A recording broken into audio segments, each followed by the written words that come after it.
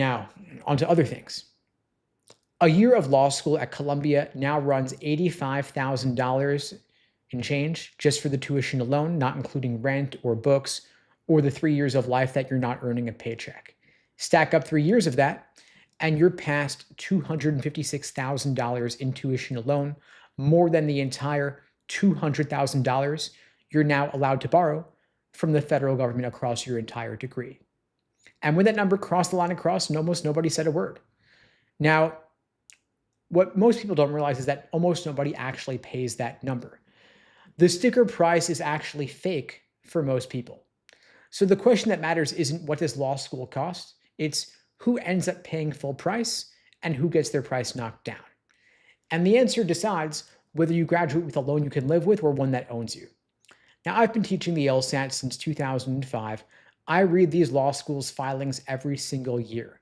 Now, every ABA-approved law school publishes a report called the 509. And buried in it is how many students get a discount and how big that discount is. At Duke, for example, more than 94% of students get grant money. At Michigan, more than 91% get grant money. At Cornell, more than 90%. And most of the class at these schools is paying less than the website says, sometimes a lot less. Then you've got a school like Harvard, where only about 38% get grants, which means over 1,000 students there are paying full sticker. So there are the two prices. There's the sticker price, the big number on the tuition page. Then there's the net price, which is what you actually pay after the school knocks money off and gives you scholarships. And that gap is enormous. Now, the discount isn't random, and for most law schools, it's not based on need. The school isn't looking at who's broke and helping them out in most cases. Law school scholarships are mostly merit money. And merit means one thing above all others, your LSAT score. And here's why. Schools compete on their median LSAT because the rankings run on it. So a school will pay out of their own pocket to enroll students whose scores sit above the median because those students pull the median up and protect the ranking. The higher your score is above what the school reports, the more the school will discount your tuition to get you to say yes. So the sticker price is not what law school costs, it's the penalty for showing up without the LSAT score that would help you negotiate it down. So imagine two people at the same school with the same GPA, roughly the same resume. One has a score right at the school's median. The other has a score comfortably above it. The one at the median is useful to the school, but not special, so the school doesn't need to pay to enroll them. They'll probably come anyway. That person plays close to sticker.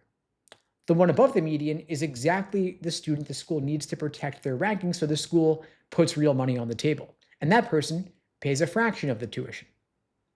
So they're going to the same school, sitting in the same classroom, getting the same degree at the end, but paying a wildly different price. And the only thing that separated them was one number on one test.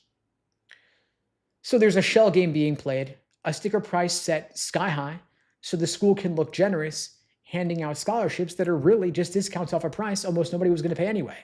The people who lose that game are the ones who never knew it was a game to begin with. They saw the sticker price, they assumed it was the cost, and they either borrowed the whole thing or they walked away scared. And borrowing the whole thing is a lot worse than it used to be because the cheap federal loans that once cushioned a big law school bill are being capped. And so paying sticker doesn't just mean a big number anymore. It means taking on private debt with worse terms and no protections to cover the part the sticker piled on. The penalty for having a weak law school application keeps getting more expensive. And so I want to help you stop being the person who pays all that money. Now, again, forget the sticker price. When you compare law schools, you never compare sticker to sticker. You compare net price, which is what you'll actually pay after the discount. And to get that, you've got to know what the school is likely to offer someone with your score. So pull up the law school's American Bar Association 509 report. It's a public 2-page PDF. Just search the school's name plus 509 report, and you want to look for two things. You want to find the percentage of students getting grants and the size of the typical grant, so you know how much the school discounts and how normal it is to pay sticker there. Then you find the school's median LSAT. Then you put your score next to that median. If you're above it, you're in the discount zone, and the further you are above that median, the more the school will pay to get you. If you're at the median or below it, the school doesn't need to bribe you, and so you're probably going to play closer to full price. And if you're below the median, don't accept the penalty and borrow the money, and don't cross the school off your list either. Aim to retake the LSAT and get a higher score so that you could be above the median, and you won't have to pay as much. That's what this all comes down to.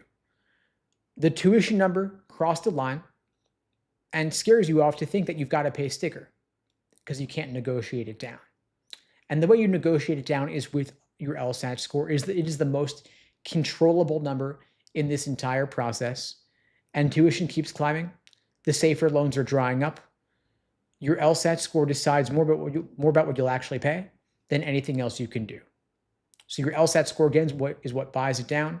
Do the research. Look up those 509 reports to get a sense of what score you need to get the scholarship money, to get a full ride. If you want my help getting your LSAT score up, I'm happy to help you out. I'm offering free LSAT tutoring for everybody watching this now or later. You can book a free tutoring lesson with me at unpluggedprep.com/start. The link is below the video on YouTube, pinned in the chat on YouTube, in my bio on TikTok and IG.